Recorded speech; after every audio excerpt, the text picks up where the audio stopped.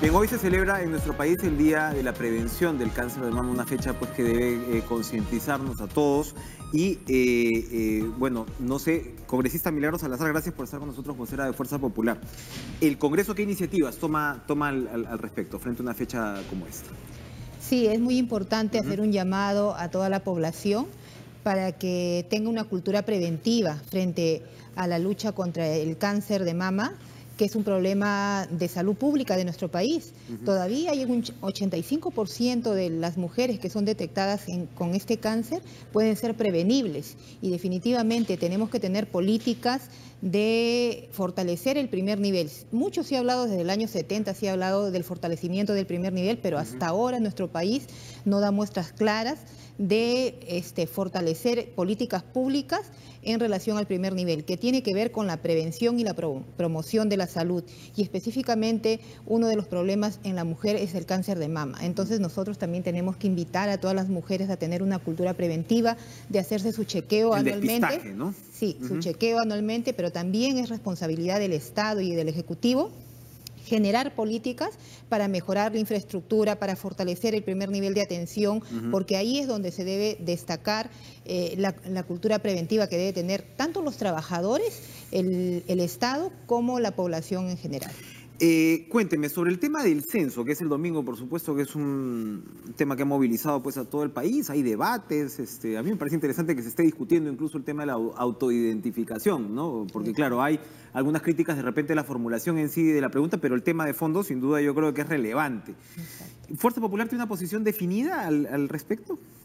No hemos conversado del tema porque han habido temas coyunturales en estas últimas semanas, pero definitivamente ya estamos a puertas del censo y lo que nosotros tenemos que rescatar, que definitivamente todo censo es importante, no podemos descalificarlo más allá de las controversias, de las preguntas que hay en diferentes miradas, pero a mí me parece importante que este censo lo que va a rescatar es la esencia de lo que vamos a querer asumir, de que aterrice en unas políticas públicas, o sea, recoger todas las necesidades de la población, pero que no quede ahí, sino que aterrice en una política pública que responda a la necesidad de nuestro país. Eso es lo importante. Eso es lo importante. Y lo otro punto es también ya el ministro Basombrío, esta situación, ¿no? de la movilidad, ¿no? Ya lo ha aclarado. Esperemos que la población también ha escuchado con preocupación que no ha habido mucha difusión.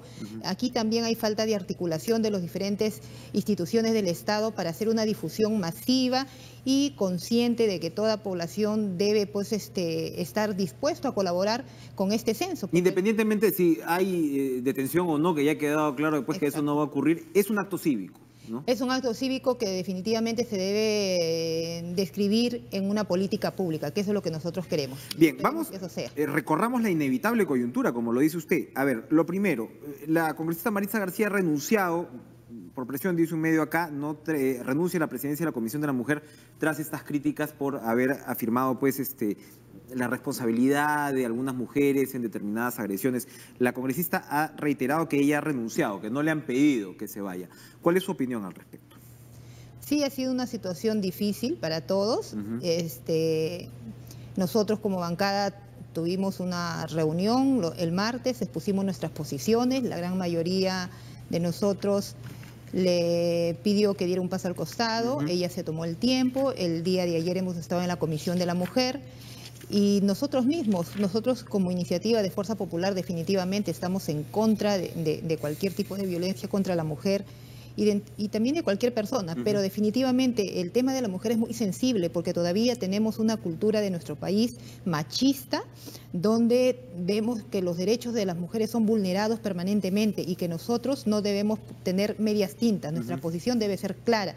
Y yo creo que ninguna persona puede estar con una situación de doble moral o medias posiciones, ¿no? Aquí tajantemente nosotros rechazamos, lo hemos manifestado desde las vocerías, los tres voceros en el inicio, pero también teníamos que respetar los procesos y los canales parlamentarios. Nosotros como Fuerza Popular no podríamos retirarla, como en algún momento lo solicitaron, no podríamos retirarla, porque las comisiones o la mesa directiva de las comisiones se eligen en comisión y ese era el espacio donde se tenía que resolver, ¿no? Y ayer nosotros como Fuerza Popular solicitamos que como primer punto de agenda se vea la remoción de la presidencia. Se ha dado un contrapunto muchas veces entre el análisis de prensa, entre los columnistas, en cómo se ha enfocado la noticia, en el comentario de la ciudadanía y en las redes sociales. Se ha dado un contrapunto a este caso a el conflicto, digamos, con la columna de La China Tudela, ¿no?, firmada por Rafa León. Hay, en fin, a ver, aquí hay dos cosas en términos de lo que la revista Caretas recoge. Uno es el derecho a la sátira política, cómo la sátira es una forma de expresión que digamos que fuerza las costuras de la tolerancia en una democracia, pero al fin y al cabo tiene que ser garantizada. Y es un trabajo de ficción, muy ligado a la caricatura. Entonces, si son personajes ficticios, ¿por qué esta reacción? De un lado. Y de otro lado es el hecho de decir que La China Tudela, que otra vez es un personaje de ficción, firmado por una persona, ¿no? Esto del anonimato es relativo, firmado por un periodista en este caso, se le acusa desde el fujimorismo de impulsar la violencia contra la mujer. Esto no haría, si llevamos este razonamiento al extremo, no podríamos decir que, por ejemplo, a Keiko Fujimori, en realidad no es Keiko Fujimori, son personajes ficticios inspirados en estas políticas, se les satiriza, se le cuestiona al poder por ser políticas, no por ser mujeres. Es decir, La China Tudela pues dice barbaridades a veces de Alan García, de Alejandro Toledo en su momento, del propio Alberto Fujimori. ¿No se estaría limitando en ese sentido al decir, no, a la mujer no le puedes decir por su condición de ser mujer? ¿Y qué pasa pues con la política? ¿Cómo entiende usted este debate? Porque creo que finalmente algo bueno podría salir de esta discusión. Sí, de lo bueno lo malo. A ver. Siempre decimos. Y es importante que tengamos este debate porque nosotros debemos entender que debemos respetarnos. Podemos tener posiciones políticas contrarias o críticas, pero nosotros tenemos que criticar el acto, la gestión, la opinión, no a la persona. Y en el caso de Rafa, que es el que da esta sátira, permanentemente cuestiona a la mujer, cuestiona a los políticos, a Fuerza Popular, básicamente. Ajá. O satiriza a los políticos. Si tú revisas sus sátiras que él da, siempre está cuestionando permanentemente, de manera grosera, ¿no?, y de manera muy dura, con calificativos que no corresponden a Fuerza Popular, ¿no? Y a nuestras congresistas, a nuestra lideresa. Entonces, la sátira es buena, pero también tiene que ser autorregulada, ¿no?, y con un manejo responsable. No hay, por ejemplo, caricaturas, digo yo, de Carlín, que a veces son... Carlín fujimorista no es. Probablemente si es que nos aplicamos a esa situación, Carlín es de los más brillantes, pero podríamos decir que es casi antifujimorista. No podríamos, por ejemplo, si es que llevamos ese razonamiento, aplicar a suplementos de humor como el otorongo, por ejemplo, o una caricatura como la que estoy afirmando. ¿No se corre un riesgo? ¿No creen ustedes que puede haber un riesgo por ese lado? Porque al final, claro, estamos hablando de palabra escrita, pero estamos hablando de sátira y de ficción. Exacto. ¿Qué opina al respecto? ¿No es lo mismo una caricatura que un escrito, o sea, una sátira? Pero nosotros tenemos que tener correa y cuando uno está en política uno tiene que aceptar las cosas, los comentarios positivos y también los comentarios negativos, eso es definitivamente, pero siempre en un marco que no se salga del respeto, más allá de la vulneración, y que muchas personas lo pueden tomar en otro sentido. Entonces también, si ahora estamos con una lucha frontal contra la mujer, contra la violencia, no por ser congresistas, sino que tenemos una cultura machista y que esos comentarios no condicen con la lucha frontal que debemos tener. Entonces yo creo que cada persona tiene que tener responsabilidad en lo que va a postear. ¿Usted favorecería si de usted dependiera, favorecería una postura de impulsar un boicot publicitario hacia quienes expresan de esta forma o tienen estas expresiones, o recurrir a los tribunales? ¿Cuál de las dos recurriría usted? Porque Luis Galarreta, de otro lado, también se ha dicho que lo que está impulsando es un boicot publicitario y se está recordando, por ejemplo, el boicot publicitario que sufrieron algunos medios en los 90 cuando se opusieron al fujimorismo. ¿Cuál de las dos medidas, en todo caso, favorecería usted? Aquí tenemos que tener responsabilidad todos, tanto los políticos, la sociedad civil, las empresas de prensa que también contratan a su personal y en este caso a los periodistas, que también tengan una responsabilidad social frente al país, porque todo lo que sale en la prensa rebota en la sociedad, y si la sociedad no tiene una cultura, no tiene una educación y no lo toma como una sátira y lo toma como algo de verdad. Debería tomarse como una sátira. Claro, si pero uno, por ejemplo, se traslada a las redes sociales, el nivel de violencia es brutal. Ahí sí lo veo. Y hay personajes que se declaran pero no todos podemos diferenciar qué cosa es una sátira, qué cosa es un comentario real. Entonces tenemos que también pensar cuál es el impacto de lo que yo voy a proyectar frente a la sociedad. Entonces yo creo que debemos fortalecer y debemos apostar por una cultura de respeto, por una cultura de paz, por la proactividad de tener capacidad de crítica, pero en una crítica responsable, alturada y no agresión. Cuénteme para ir terminando, por favor. Finalmente, Fuerza Popular, ¿qué está decidiendo con respecto a la participación del presidente en la Comisión Lavajato?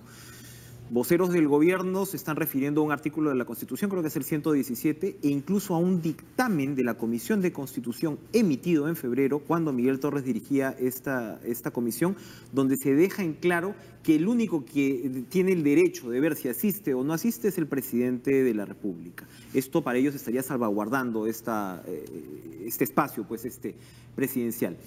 ¿Ustedes al final están diciendo que legalmente el presidente está obligado a asistir o que se trataría finalmente de una decisión política de él?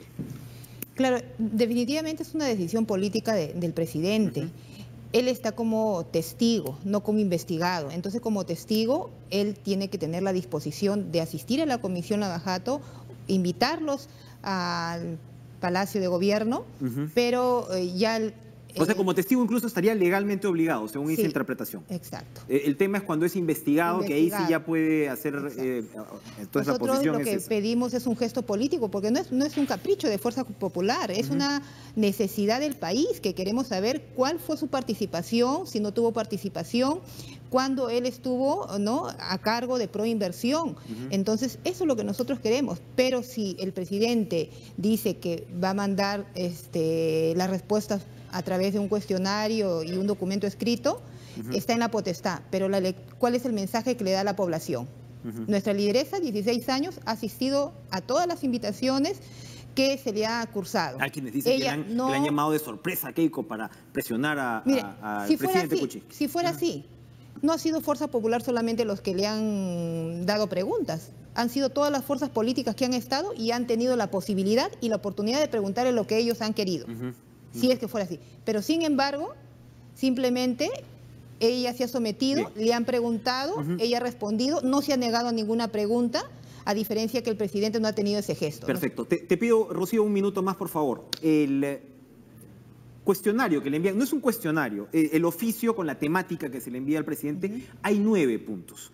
Entonces, lo otro que se está diciendo es que los 4 o los 5 primeros puntos efectivamente corresponden al tema del gobierno de Toledo, el papel del presidente como primer ministro y ministro de Economía durante el gobierno de Alejandro Toledo. Pero hay otros puntos, que son 3 o 4, donde se refiere, por ejemplo, a la venta de Chaggia, a las acciones de Odebrecht, al decreto de urgencia 003. Entonces, desde el Ejecutivo, lo que señalan estas fuentes es, ojo, que acá se está tratando de hechos de función actual, que otra vez estaría pues protegido por el tema de inmunidad. Exacto. ¿Cómo responden a eso? Es una pregunta que me parece relevante. Sí, lo importante aquí... Es decir, o sea, ¿por qué la Comisión Lavajato tendría que preguntarle al presidente de la República sobre hechos que corresponden a su actual función? La Comisión Lavajato es una comisión autónoma donde todas las fuerzas políticas participan. Ahí también hay un miembro del partido del presidente Pedro Pablo Kuczynski y ellos evalúan, tamizan las preguntas y hacen la votación y reafirman esos ejes para preguntarle, ¿no? Entonces, ahora, nosotros decíamos, ¿por qué el presidente, él manifiesta, ¿no?, que está respondiendo las preguntas? Si todavía no se le ha hecho las preguntas, se le ha invitado con unos ejes. Ahora estamos esperando que dé una respuesta y de acuerdo a eso se formulará un cuadernillo de preguntas de acuerdo a el consenso de la comisión. Perfecto. 120 días de sanción para Yesenia Ponce. Sí. ¿Cómo transcurre esta sanción? Ella está fuera de la bancada. De la bancada. No va a participar en las reuniones de bancada, no puede tomar el nombre del partido en estos 120 días y su proceso en comisión de ética corre por cuerdas separadas. Agradecemos a Milagros Salazar con un lapicero, además, que vemos que es no completamente libre de sospecha. Gracias. No. A propósito de la sanción a Yesenia Ponce. Gracias, Milagros Salazar, por acompañarnos esta mañana, vocera de Fuerza Popular. Nos vamos a ir a una pausa y regresamos con más en TV Perú Noticias.